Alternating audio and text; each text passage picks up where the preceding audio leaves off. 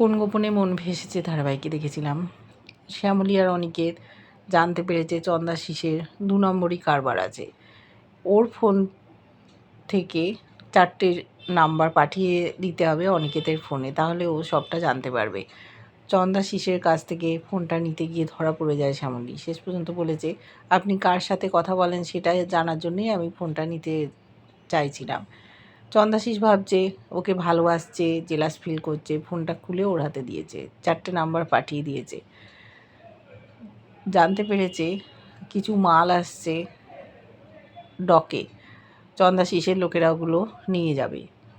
সেই মালগুলো যে গাড়িতে যাবে তার নাম্বার পেয়েছে। পরের দিন শ্যামলী আর অনিকেত বেরিয়ে গেছে, গোডাউন অবধি যাবে। তার আগেই ওদেরকে মেরে ওরা অজ্ঞান করে দিয়েছিল, গোডাউনে রেখেছে। চন্দাশিসকে ফোন করেছে, চন্দাশিস ছবি দেখতে চেয়েছে, ভাবছে নিশ্চয়ই বর্ণমালা ওর প্রেমিক, কিন্তু শেষ পর্যন্ত পুলিশ এসে ওদেরকে নিয়ে গেছে। চন্দাশিস জানতে পারেনি। বাড়ি ফিরে এসছে শ্যামলী। কী করবে চন্দাশিস, দেখতে থাকবো।